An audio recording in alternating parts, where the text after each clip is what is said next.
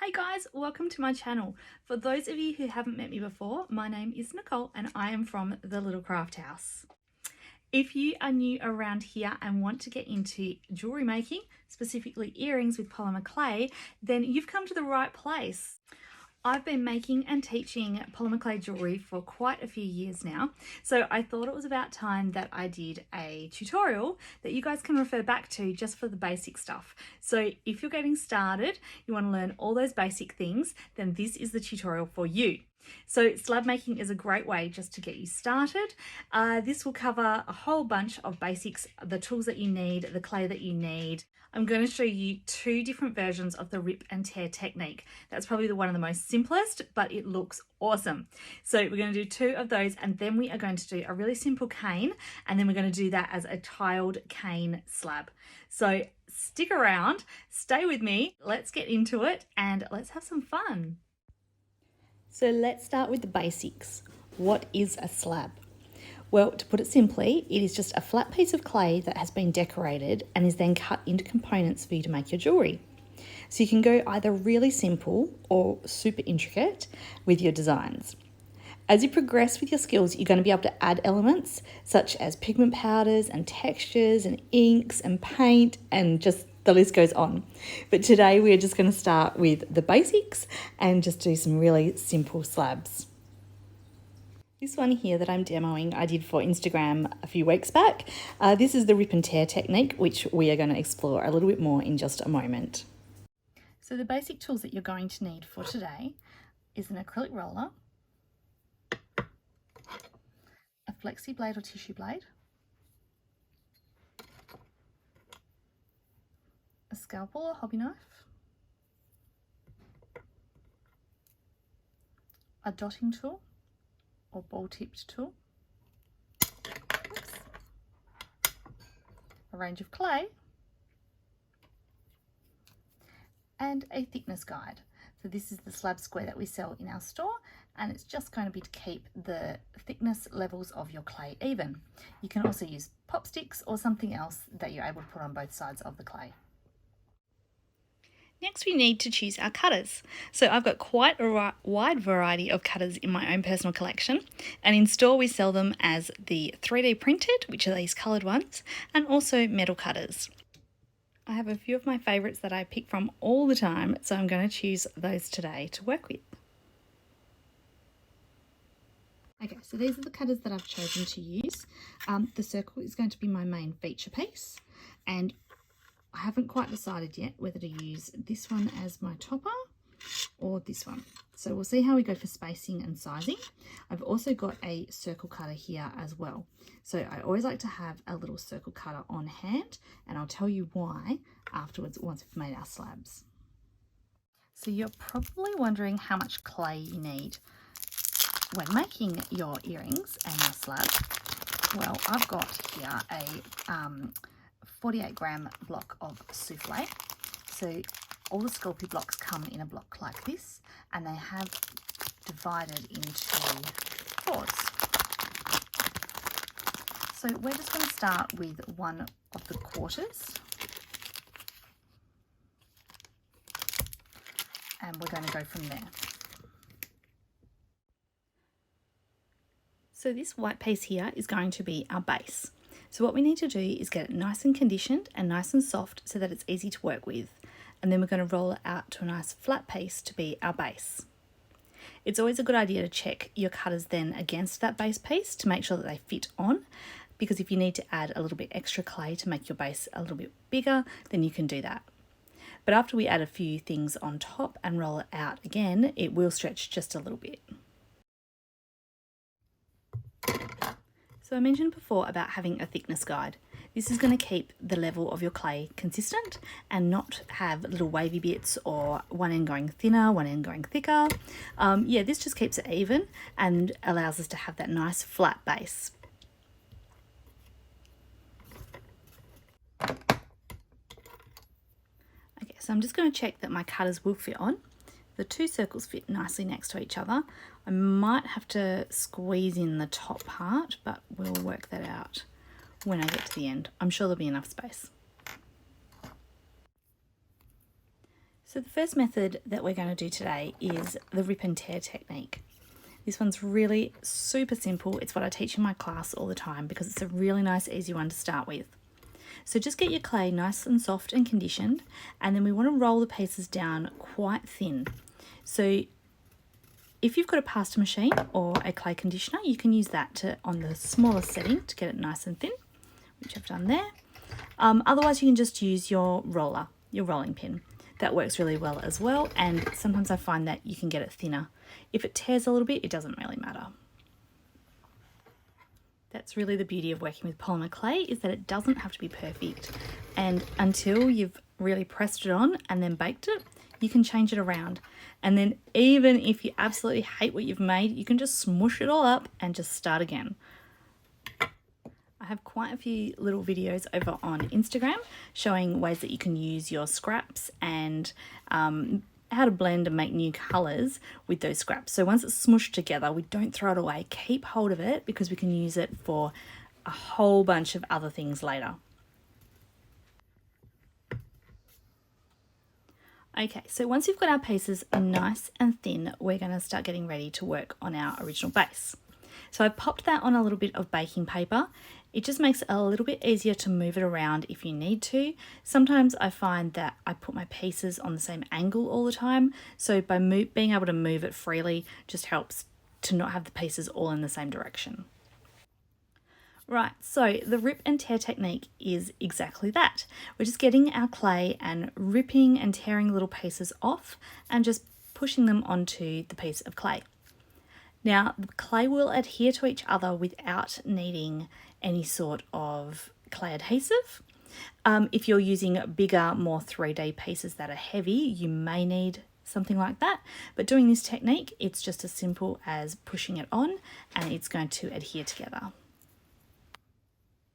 Most of the clays that I'm using today are all blended up scrap clay, where I've got colours that are of similar colour tones, and I've just mixed them to create a new colour.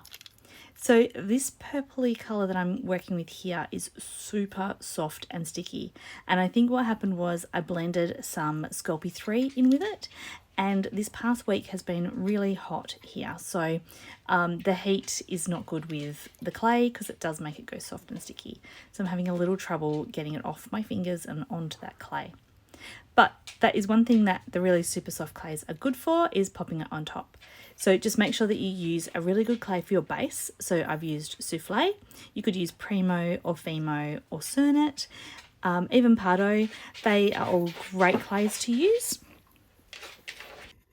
and they'll give you a nice firm base to work with.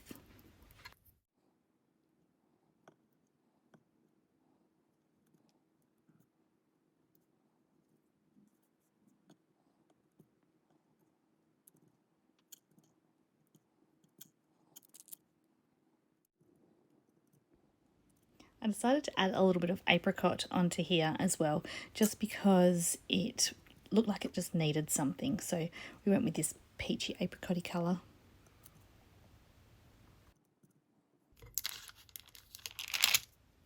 Okay, and there we have it. So it's all layered on top nicely. It isn't flat though, so it's still got those little bits sticking up. So what I just need to do now is to flatten it down a little bit. As I mentioned before, this is still going to stretch out that clay just a tiny bit as it levels it down. So I'm just using my thickness guide again, and just with the hand roller, I'm just going to roll over a couple of times just to smooth it out and make it nice and flat.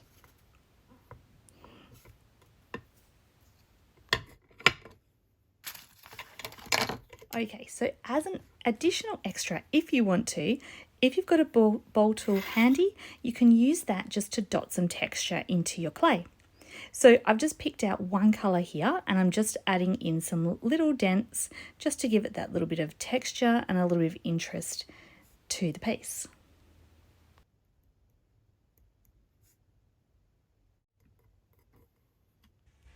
And there we go, that's our first slab completed.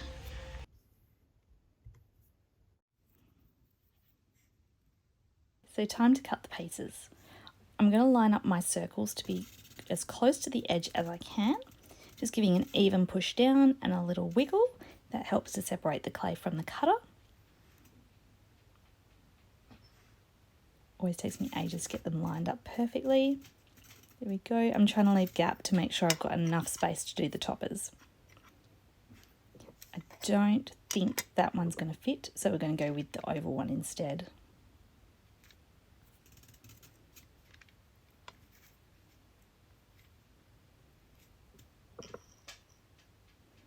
And the great thing about this rip and tear technique is that it doesn't matter if you do put your cutters on an angle like that, because it's not all facing in one direction. Now, I mentioned earlier about the small circle cutters. The reason that I love to have this is that I can now cut little studs out of any of that extra space. That way the clay doesn't get wasted and I can use it for something.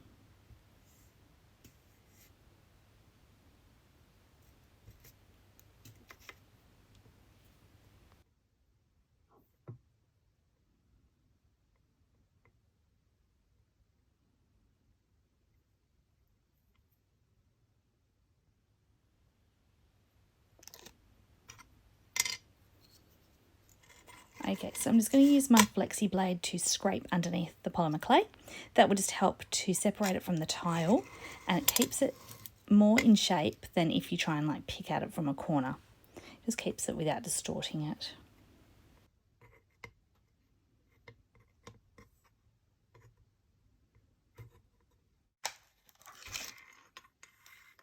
So when it comes to putting holes in your pieces, if you want, you can use your bowl tool to just poke the hole in now.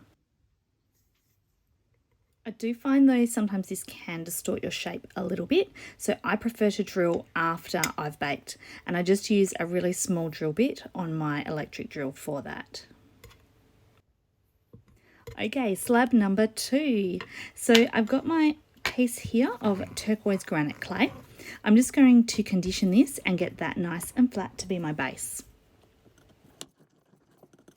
Okay, so the second technique that we're doing is also a rip and tear, but it's slightly different. So what I've done is I've just, again, rolled my pieces to be super thin. I'm just going to cut a chunk of white here, being super careful to keep it clean.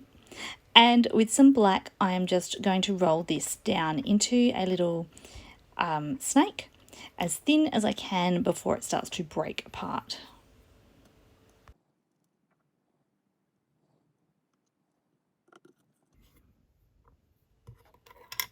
Now with my purple that I've got here that is really thin, I'm going to tear, but I'm going to carefully tear a really long strip.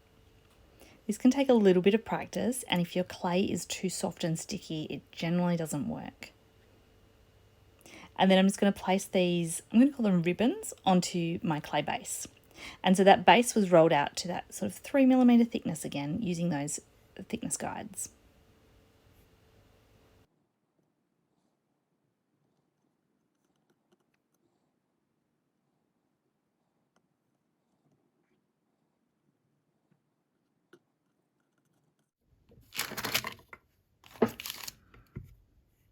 So with the chunk of white, I'm going to roll this down just with my rolling pin. I don't want it to be super thin, but I don't want it too chunky either. Once I've placed it on the piece and we roll it down, I want it to kind of spread out a little bit. So that's why I don't want it paper thin like the purple was. And so now I'm just going to do that rip and tear just to pop it on, being careful not to colour transfer at all. I keep washing or wiping my hands between colours just so that I don't transfer any of that other colour.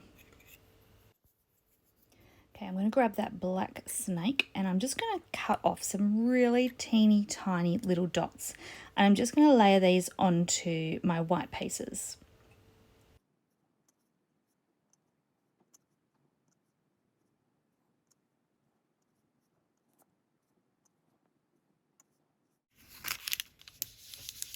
I'm just going to use a bit of baking paper just to rub those little dots into position.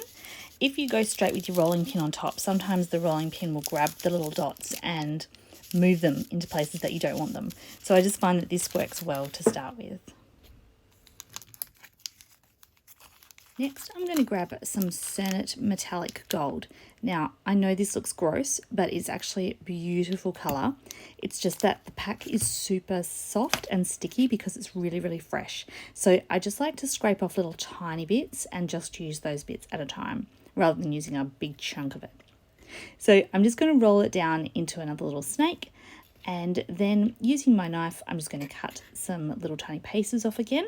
This time I don't really want them as circles, but maybe more sort of dashes or like elongated triangles, I suppose. And I'm just going to pop them onto the darker purple of the piece.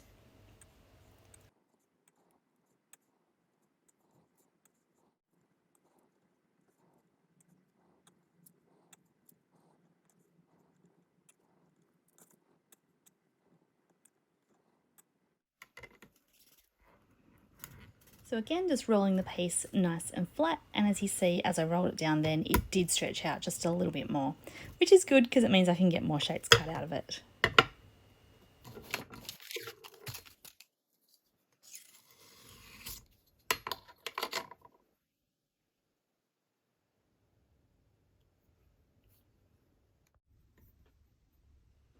So I decided to go with a different shape cutter this time.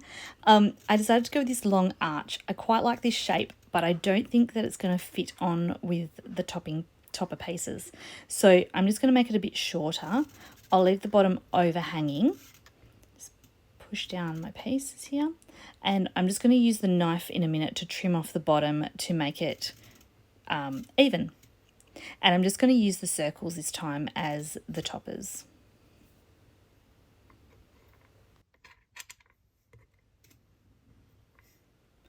I'm just going to pull this off now and just sit the rest to the side, and I'll work out how I'm going to cut some studs out of that afterwards. Again, I'll just use the knife just to even it up on the bottom there.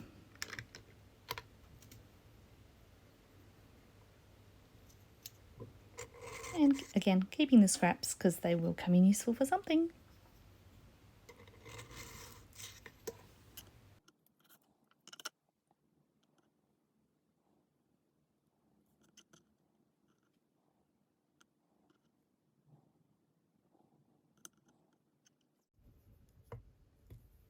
So the final polymer clay slab that we're going to do is a little bit more tricky, I suppose.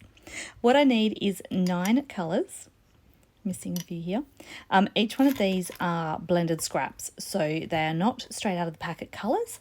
They are scraps that I've had and blended together, so I'm not going to be able to replicate this again if I wanted to. Now I'm using an additional tool for this one as well. This is an acrylic plate, or acrylic tile. They've got a few different names, but if you've got one, they come in really handy. If not, it's okay because we can just use your roller and your hands. Okay, so I've conditioned up all of these pieces, and now I'm just squeezing them together and making them into fat little tube plug style shape. Just using my hand just to roll them. I want them to be pretty circular to start with. So that's where the plate comes in handy. That'll just keep it nice and even, and you can apply a bit of pressure. But if not, just use your hands and your fingers and that'll work just as well.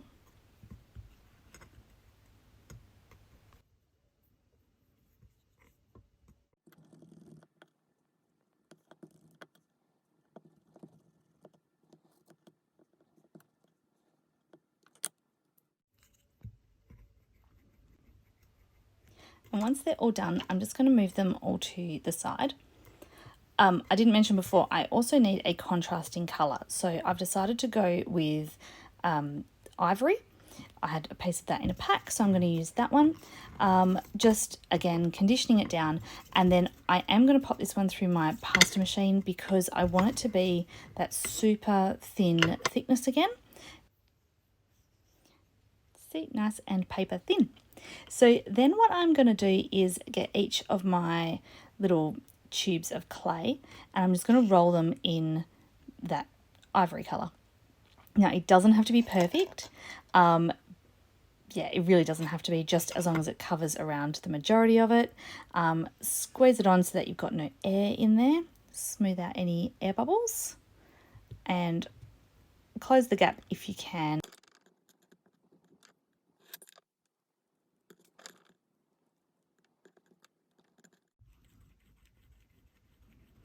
And I'm just going to use that acrylic tile again just to roll them a little bit thinner. By stretching out the clay, it's going to make that outer bit thinner again so that it's not a big chunky amount of ivory when we put it all together. Oh, look at them all lined up. They look like sausage rolls. They don't taste as good though, I'm sure. Now we're just going to paste them all together. So we've got 9 colours, so that I'm aiming to have it as a bit of a square or rectangular shape. Now, I purposely chose colours that were of different amounts so that some colours would be a little bit bigger and thicker than what other colours are. Once you've got them in your piece where you're happy, kind of start squishing them together. As I say, I want it to be more square rather than a round circle. So this is where the acrylic tile comes in handy as well, because you can squish with it. But if you don't have a tile, you can use your roller and just roll it, keeping it even. Whichever way you do it, it's going to start squeezing out any of the air gaps that are in the middle and therefore would become holes. We don't want that. And just a quick note that squeaking is not the clay, it's actually my chair.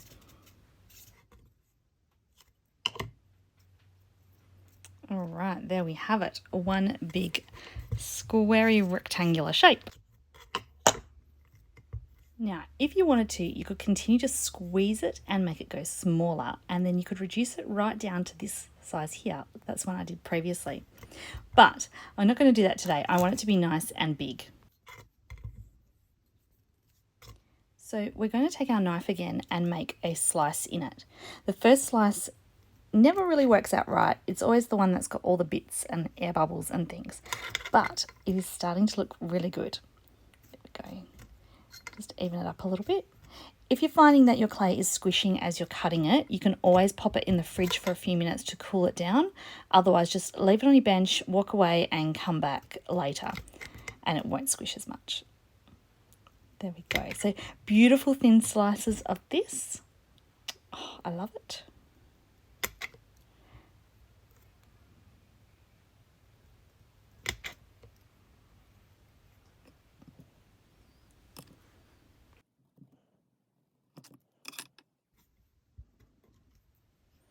I'm going to pop the rest of it to the side and grab this piece of base that I did earlier. So this is the same sagey green colour that I'm using in the cane here. I've rolled that on the pasta machine to 3mm thickness. And then now we are just going to tile these pieces on. Now, the thicker your slices are, when you roll it together, it may distort it slightly. That's why it's important to do it thin if that's how you want the pieces to stay. Now, the reason I like doing it as a square or rectangular cane as well is that the pieces line up nicely. I find if you do it as a circle, then you end up with more gaps in the middle.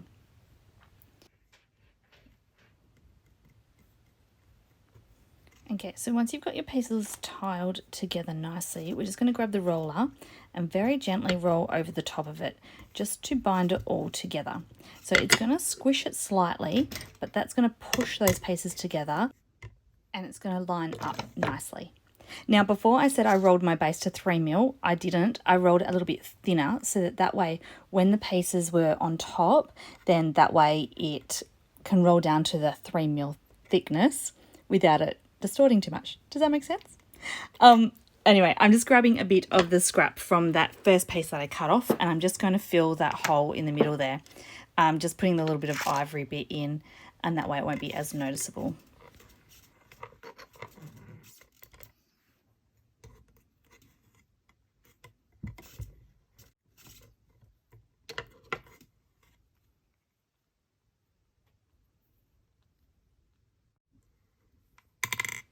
Okay, so I've trimmed off those extra bits of base and just giving another slight roll over to help it stick to the tile. I'm going to use my circle cutters again. This time my piece is quite a lot bigger, so I'm going to be able to get a couple more shapes cut out as well. Now, something to think about when you are cutting your pieces is, do you want them symmetrical? I don't particularly mind with this case. I just want them to be able to have a good range of colours within each piece. So that's particularly important when doing these smaller pieces. I don't want them just to be a solid colour. I want them to have a few colours on them so that it's obvious that they're all from that same piece.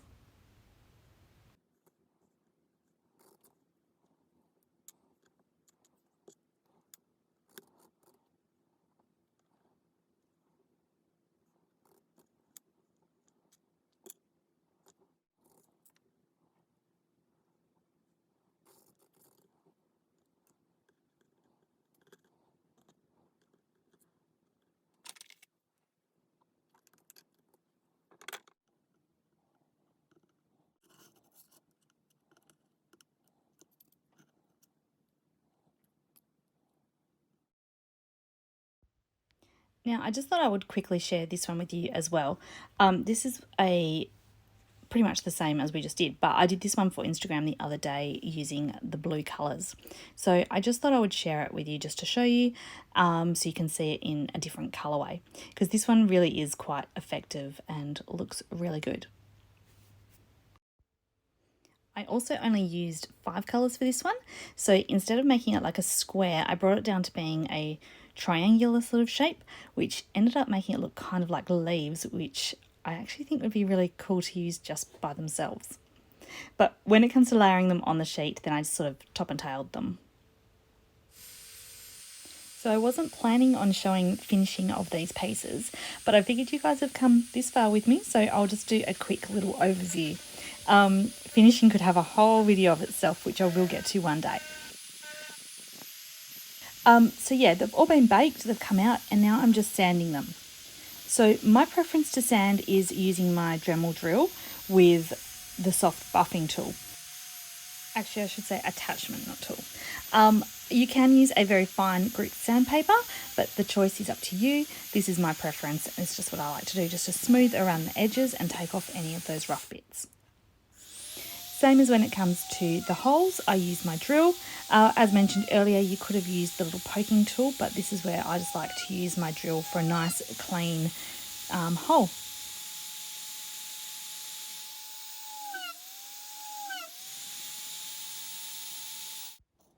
When it comes to the actual assembling of the pieces, my preference is to use 8mm jump rings.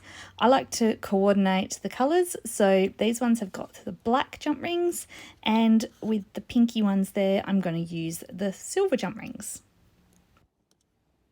Once I've assembled them all together, I'll flip them over and glue the earring posts to the back of the stud tops. Some people like to glue them first before they assemble them. It's just the way that I do it, totally up to you. You'll find which way works best for you.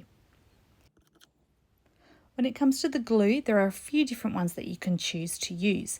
Most people like to use E6000. I like to use an Uhu super glue, but whichever one you choose, make sure that it has a really strong bond to both metals and plastics, and this will work, or should work, well for you. Thanks so much for joining me today in this slab making tutorial. Hopefully you've picked up lots of helpful tips and tricks. If you want to follow along with other makes that I do, as well as daily mini tutorials, jump on over to Instagram and follow me there, and don't forget to like and subscribe to my YouTube channel. Thanks again, guys, and I can't wait to see what you all make. Bye!